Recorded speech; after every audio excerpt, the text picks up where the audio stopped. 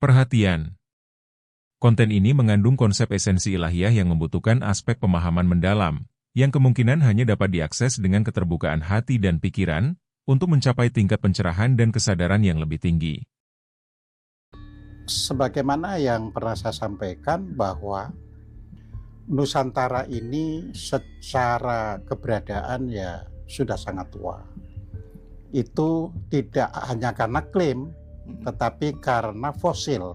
Ya, fosil-fosil yang ada itu sudah sangat tua. Ya, jadi misalnya kalau kita lihat fosil dari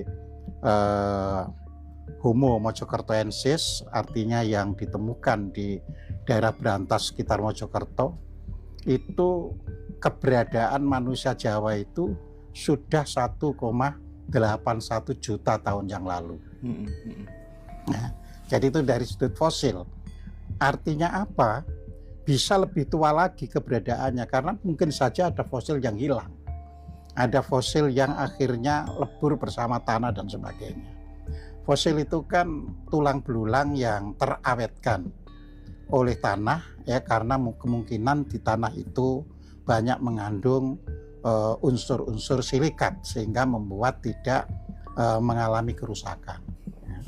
Nah, misalnya di daerah Bengawan Solo, ya, yang dikenal Sambung Macan, usia fosil itu antara 750.000 hingga 900.000 tahun yang lalu. Ya.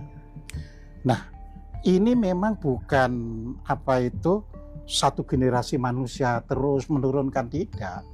Karena ini tanah yang subur, selalu ada pendatang. Itu selalu. Jadi artinya boleh jadi manusia yang disebut manusia mojokertoensis itu, ya, pada akhirnya bisa kawin dengan pendatang, terus akhirnya yang mojokertoensis juga hilang, terus yang dari misalnya di Solo tadi, ya, menurunkan generasi yang baru. Ya, itu terjadi terus-menerus. Namun demikian, karena suburnya daerah kita dan eranya itu era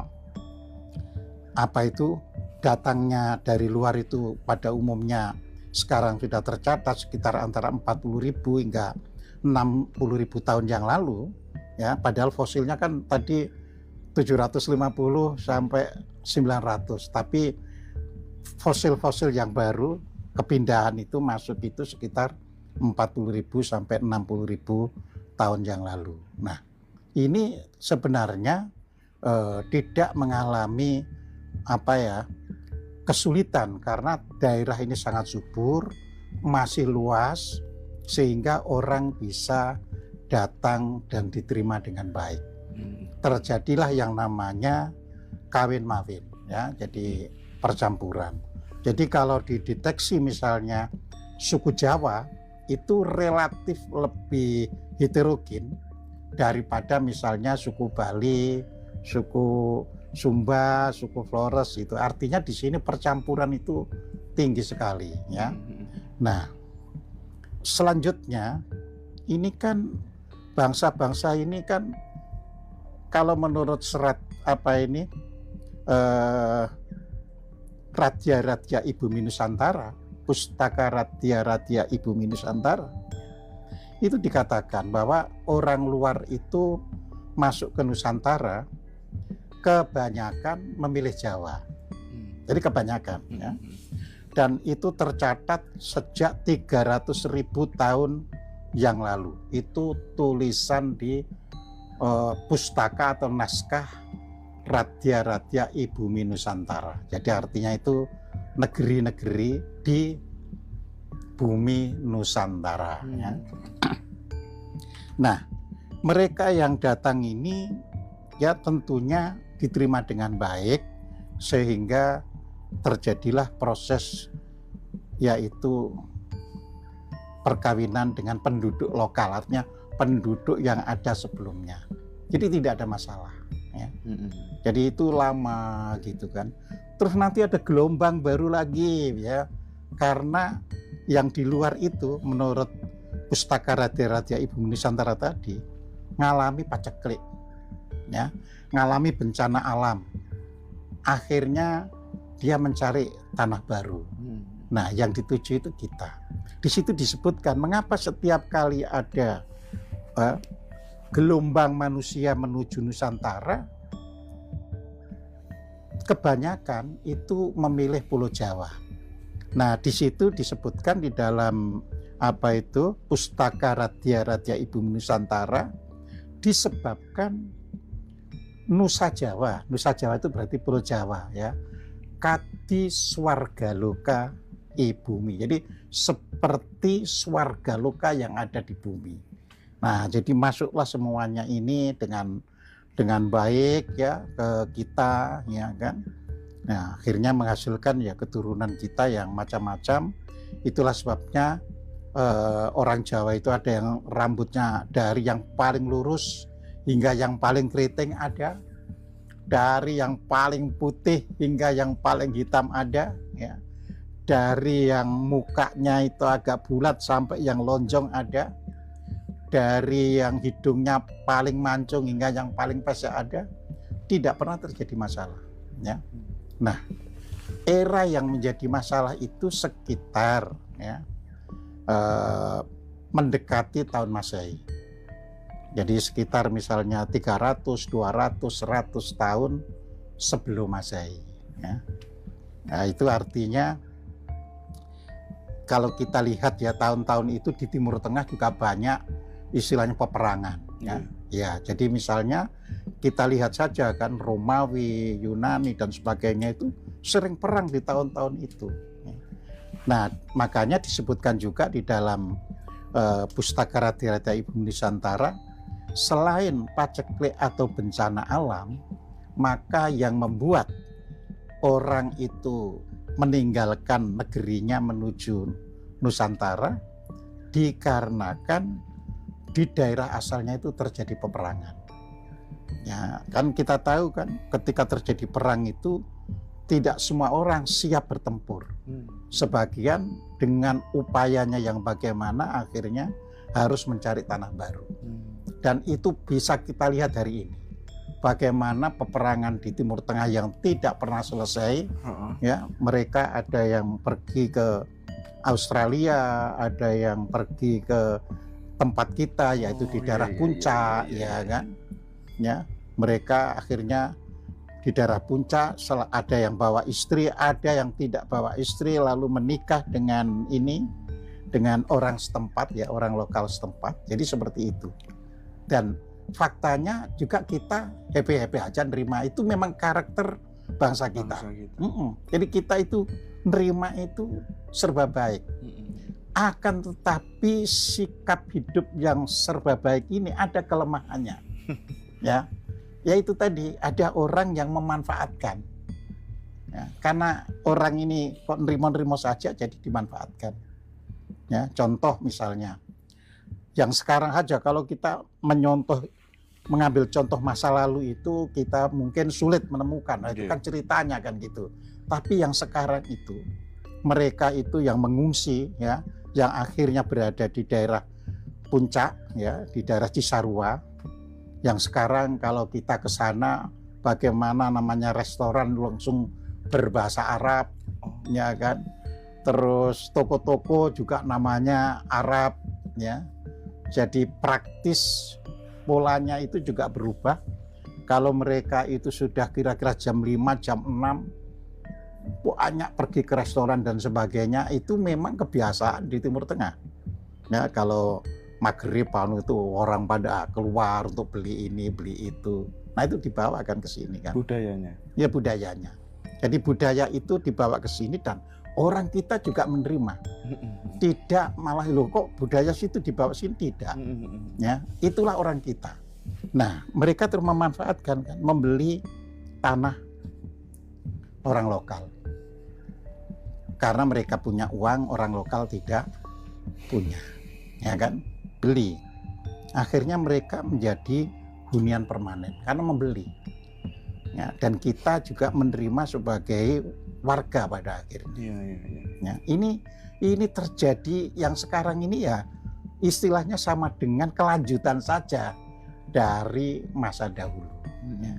Nah, yang celaka itu kan gini, ketika kita dijajah. Jadi kita harus membedakan orang datang mencari perlindungan, suaka ya, seperti yang sekarang di Cisarua itu kan minta perlindungan, minta suaka. Seperti etnis Rohingya dari Myanmar misalnya juga minta perlindungan, ada yang ke Aceh ya. Ada yang ke pulau lain ya. Nah, ini suaka biasanya tidak terjadi masalah ya. Nah, yang menjadi masalah adalah sejak akhir ya Majapahit, artinya masa-masa lemahnya Majapahit itu. Nah, di sini ya mulai masuklah sistem penjajahan yang waktu itu sudah saya terangkan ya kan ya. Jadi di satu sisi ya di antara keluarga kerajaan sendiri saling berebut kuasa, otomatis ya kan akhirnya dimenangkan oleh Raden Patah karena Raden Patah adalah salah satu putra dari Selir kan gitu kan, Prabu Bre ya, Kertabumi ya. Jadi karena itu salah satu putra dari Prabu Kertabumi dan mendapatkan tanah untuk ditempati, dikelola itu di daerah Demak ya.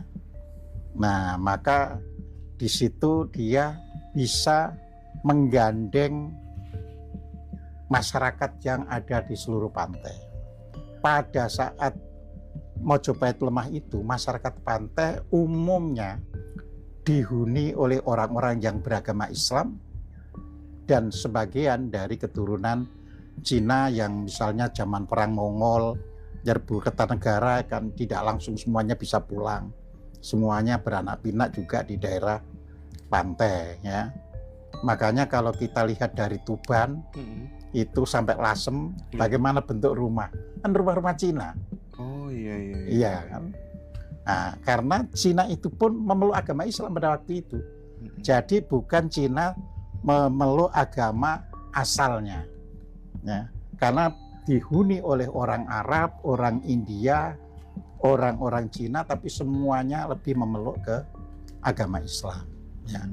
Karena apa? Karena masyarakat Islam di seluruh jalur pantai dari Sumatera, Jawa, Kalimantan, Sulawesi itu sudah merata. Ya, jadi disitulah posisi adipati-adipati yang saya sampaikan bahwa dulunya ya adipati pesisir itu adalah diberi gelar wali. Gelar ya, wali. Ya. Iya, itu gelar. Ya, wali itu dihimpun seluruh pesisir itu dengan istilah sangha. Jadi sangha itu komunitas, kumpulan. Ya. Jadi akhirnya terbentuklah yang namanya kumpulan wali. Ya. Sayangnya sangha di kemudian hari diganti songo. Nah, diganti songo kan itu kan ya. Sangha itu maknanya apa? Komunitas. Iya, masyarakat. Okay. Ya. Nah, diganti songo. Siapa yang ganti? Ya tentunya penjajah Belanda. Ya. Karena apa? Karena istilah wali itu sendiri belum muncul di era Majapahit akhir itu. Ya, istilah wali itu baru muncul nanti. Ya, maksudnya wali songo lah ya, itu baru muncul sudah abad 17 abad 18. Ya. Nah, Serat Centini misalnya yang ditulis tahun 1814, artinya abad 19 kan. Itu masih mengatakan bahwa jumlah wali itu bermacam-macam. Ya, ada generasi jumlahnya cuma 8, ada generasi jumlahnya 9, ada generasi jumlahnya 10. Ya. Nah, pergeseran pemahaman terhadap makna wali yang sesungguhnya itu awalnya bagaimana Pak Kojim? Kalau sekarang kan orang memahami wali sebagai sosok tokoh yang menyiarkan agama, yang ahli agama dan dekat dengan Allah serta penuh dengan hidupnya penuh dengan karomah segala macam, sehingga perlu diziarahi dan seterusnya. Itu gimana pergeserannya? Iya, itu ada pergeseran kan. Jadi makanya karena wali itu masalah penguasa, jangan heran akhirnya berakhir pada masa siapa? Sultan Agung. Ya, begitu Sultan Agung Hanyokro Wati sebelum Hanyokrokusumo putranya, kan wali sudah mulai hilang. Ya, itu pertanda bahwa itu kedudukan di dalam atau gelar di dalam kekuasaan. Ya, nama itu kan Sunan, wali itu. Ya, semua kan dikasih Sunan. Sunan. Nanti kan di take over menjadi Sunan Amangkurat, Oh, oke. ya, Sunan Pakubono. Nah, itu di take over. Jadi gelar itu gelar penguasa. Ini yang harus dipahami oleh orang. Jadi Sunan itu susuhunan. Orang yang disuhun, orang yang dihormati. Itu penguasa. Ya. Makanya wali yang berkaitan dengan agama itu mulai hilang di zaman Sultan Agung Nganyokro-Wati. Tinggal Sunan Kalijogo yang ada, ya. Karena itu tetap membina keluarga keraton kan. Baru Sunan Kalijogo itu tidak kita temukan lagi serat-serat di zaman Sultan Agung. Ya. Nah, Sultan Agung memerintah dari tahun 1613 hingga tahun 1645. Ya, 32 tahun itu sudah jejak dari Sunan Kalijogo sudah tidak ada, ya. Nah, ini kan di take over semuanya. Makanya gelar dari apa itu kasunanan itu apa? Gelarnya kan di situ Khalifah ing Tanah Jawi, Sayyidin Panotogomo. Nah, jadi yang mengendalikan agama itu ya para sunan itu, ya. Tapi tidak lagi, karena sudah tidak dipesisir, tidak disebut wali, karena wali itu adalah adipati yang ditempatkan di pesisir. Nah, ketika Belanda masuk, Belanda berdagang, ya. Belanda berdagang, orang pesisir, ya, yang beragama Islam ini adalah kebanyakan orang yang berdagang. Nah, ini kita harus tahu, ya kan? Sehingga Belanda menggunakan apa itu perjanjian perdagangan, selain dengan raja dan sultan juga mengadakan hubungan dagang dengan orang-orang yang ada di pesisir. Ya, nah, lama kelamaan kan sebenarnya Belanda mulai mencengkeram, ya. Jadi Belanda itu mulai mencengkeram, ya, wilayah pesisir. Ya, itu wajar karena kan mereka sudah mengadakan perjanjian, sudah diizinkan setor upeti kepada raja dan sultan. Jadi wajar, ya. Nah, di pesisir ya udahlah, ya, dibiarkan. Jadi perkembangan agama, ya, di Nusantara khususnya di Jawa itu sebenarnya tidak lepas dari dorongan-dorongan dari pihak penjajah atau Belanda itu sendiri. Jadi dilepas dari situ, ya.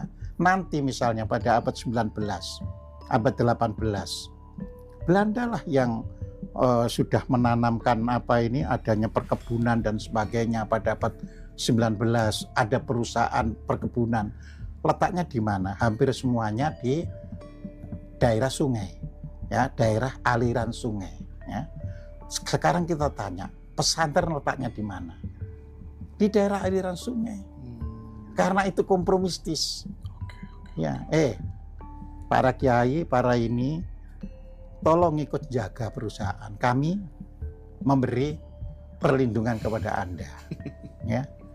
Nah, disinilah mulai orang Belanda mengarang cerita, ya kan, bahwa wali itu adalah tokoh agama. Jadi mengarang cerita, ya. Dan karena cerita itu diturunkan secara kontinu, ya kan, dan kita tidak punya ahli sejarah sendiri pada waktu penjajahan, akhirnya siapa yang kita terima? Ya buku-buku dari Belanda, ya kan. Jadi sistem itu seperti itu. Makanya seperti pada waktu yang lalu, baru abad 18, Belanda itu mendatangkan orang-orang Yaman. Ya. Jadi karena apa? Karena wilayah Timur Tengah itu dikuasai oleh orang-orang Barat, ya. Jadi bagaimana misalnya Eropa bisa membantu kalangan orang-orang nomaden atau suku-suku Badui di Arab itu bisa akhirnya membangun negara Arab. Ini kan nggak lepas dari sistem kekuasaan penjajahan secara internasional. Nah, memang menyatakan kepada orang sejarah seperti ini tidak gampang.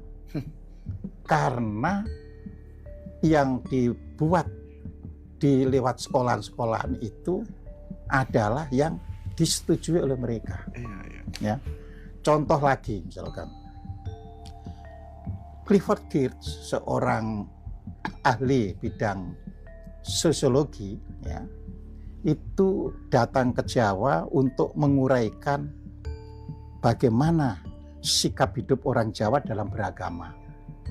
Ya, itu tahun 50-an, itu Clifford Geertz datang ke daerah Jombang, Mojokerto, daerah situ, ya, Pare, Kertosono, ya, nyelidiki. Akhirnya dijadikan satu disertasinya, kan, jadi sebuah buku yang dikatakan bahwa di Jawa terdiri dari priayi, santri, dan abangan. Lah ini kan cara untuk mengotak-ngotakan orang beragama. Iya kan? Padahal kita tahu priayi itu ya ada yang beragama secara tekun, misalnya siapa? Kiai Haji Ahmad Dahlan, itu kan keraton, kan priayi. Ya kan? Hasyim Asy'ari juga keturunan dari keraton, ya kan? Jadi tokoh-tokoh agama kita itu keturunan-keturunan keraton, ya. Hanya bukan gini, di keraton itu ada yang jadi putra mahkota, ya kan? Terus ada yang tidak jadi putra mahkota. Nah, yang tidak jadi putra mahkota biasanya diberi fasilitas untuk banyak belajar agama, untuk belajar kehidupan. Ya, jadi seperti itu. Pak Kojim, itu artinya kalau sekarang kan lagi rame bisnis ziarah makam Wali Songo, itu sebenarnya orang-orang yang datang ke makam-makam itu sama halnya dengan misalnya dia berkunjung ke makamnya mantan Bupati Trenggalek, betul. mantan Bupati Tuban, gitu ya Pak Kojim, ya? Betul. Ya. Jadi misalnya kita tahu kan bahwa Sunan Kalijogo itu ya istilahnya sama dengan bupati di Kadilangu. Sunan Kudus ya bupati di Kudus sebenarnya. Ya semua kan punya tempat sendiri-sendiri. Ya. Sunan Derajat berarti ada di daerah Tuban, Lamongan dan sekitarnya. Ya. Jadi semuanya punya jabatan.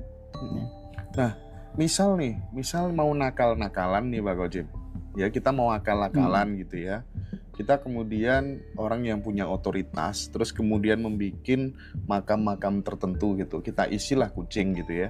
Terus kemudian kita buat cerita, narasi-narasi, ini orang suci. Ini turunnya Nabi dan seterusnya, jumlahnya sampai berapa begitu. Dan kemudian orang percaya. Setelah dia ziarah ke situ Pak Kojim, hidupnya menjadi lebih mudah, rezekinya menjadi lebih lancar, dagangan laris. Itu berarti kan event itu kucing yang dipendam di situ, yang ditanam di situ. Tapi kalau beliefnya udah oke, udah selaras, jadi Pak Kojim. Iya, kan sudah pernah saya sampaikan bahwa dalam hidup ini, ya, pikiran itu adalah merupakan kumpulan energi yang sangat kuat. Ya, makanya pikiran itulah yang bisa menghasilkan mobil. Ini kan pikiran semuanya. Nah, itu hanya pikiran dijadikan untuk meyakini ya bahwa dari situ akan penuh berkah. Iya, sama. Ya. Siapa yang tidak mau menggunakan pikirannya, ya dia follower. Ya, tapi dengan pikiran yang kuat, orang bisa menghasilkan bakatnya. Ya, bakatnya apa? Tentu kalau orang itu seorang yang senang hitung-hitungan, nanti kalau pikirannya kuat ya menjadi ahli matematika. Jadi seperti itu. Jadi di dalam persoalan ini ya harus ke pemerintah. Ya. Sebelum ini tidak ada, misalkan harus ada bukti dari masyarakat. Sebelum ini tidak ada makam ini. Kalau toh ada makam ini dulu dikenal ini. Nah, makanya kita selalu dibuat dikaburkan. Ya. asalnya makam itu sebenarnya nggak diketahui, tapi terus datang orang, oh ini ternyata saya dapat WC misalnya di sini makamnya Sunan ini. Subjektif Pak Kodim. Iya. Jadi seperti itu. Dan masyarakat kita, ya apalagi kita dikenal masyarakat hari-hari ini itu IQ-nya itu turun 78. terus. Iya, bisa kurang sekarang. Bisa kurang. Bisa kurang. Akibatnya menggantungkan kepercayaan. Oh. Kepercayaan itu ya dari pikiran yang sangat kuat. Cuma tidak digunakan mikir kan gitu kan. Iya. Iya itu.